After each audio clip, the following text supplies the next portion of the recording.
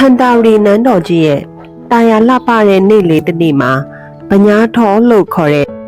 ချစ်စရာကောင်းလာတဲ့မွန်မင်းသမီးလေးတစ်ပါးဖွားမြင်ခဲ့ပါတယ်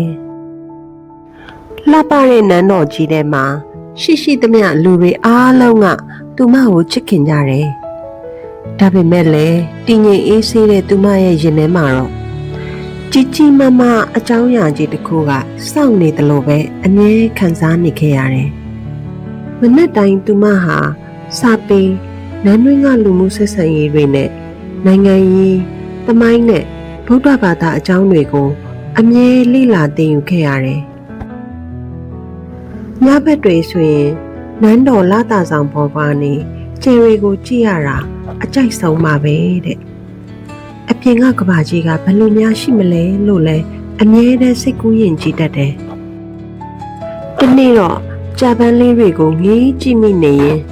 ဆရာတော်ကိုမေးမိတယ်။အရှင်ဖေဟာဂျပန်တွေကရင်းညစ်တေထဲမှာပေါက်ပြီးပွင့်နေမဲ့လဲအမြဲတမ်းလှပနေတာပဲနော်။ဖေဟာဆရာတော်ကပြုံးပြီး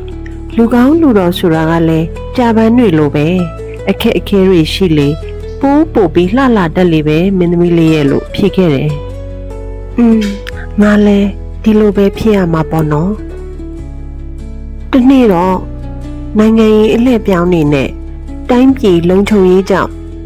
ဟန်တာရီနဲ့အင်းဝါကြားကဆက်ဆက်ရေးကောင်းမွန်စေရန်ရည်ရွယ်ပြီးအင်းဝဘယံမင်းခေါင်ထံကို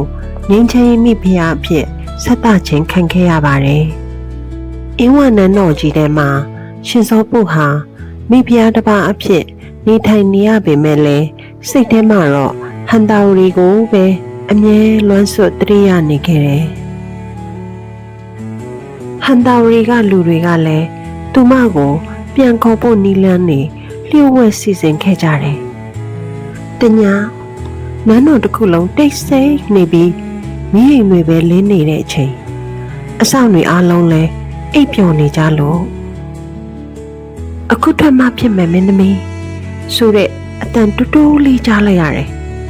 ရှင်စောပုဟာအသက်ကိုပြင်းပြင်းရှူလိုက်တယ်။ဒီခွင့်ရင်ဒီတစ်ခါပဲရနိုင်တယ်။ဖမ်းမိသွားရင်ပြန်လွတ်ဖို့ဆိုတာလုံးဝမတိချတော့ဘူး။သူမတို့ဟာနန်းတော်လမ်းကြားတွေတဲကိုတိတ်တဆိတ်ဖြတ်သွားကြတယ်။ခြေလမ်းတိုင်းမှာနှလုံးကုန်သံတွေကပူမြင်လာလေရဲ့။နောက်ဆုံးမှာတော့အင်းဝရဲ့နန်းတော်အပြင်ကိုအောင်မြင်ရောက်လာခဲ့ပြီ။ညလေပြေလေးကနွဲ့လေးတိုင်းလို့မိကနာမှာလင်ငယ်လေးတစ်စင်းကစောင့်နေတယ်။ရှင်စောပူကနောက်ကိုလှည့်ကြည့်လိုက်တယ်။အင်းဝနန်းတော်ကြီးကဟိုးခဝေးဝေးမှာတိတ်ဆိတ်လို့ငါလွမြောက်ခံနေပြီ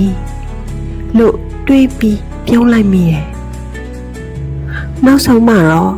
သူမချစ်ရတဲ့ဟန်တာရီမြေကိုပြန်ရောက်လာခဲ့ပါပြီ။လူတွေကအံ့ဩဝမ်းသာလိုက်ကြတာလိုက်လွဲစွာကြိုဆိုလိုက်ကြတာမင်းသမီးပြန်ရောက်လာပြီဆိုတဲ့သတင်းကလည်းချစ်တင်ရှိစွာနဲ့လင်းနဲ့အတူလွင်ပြန်လို့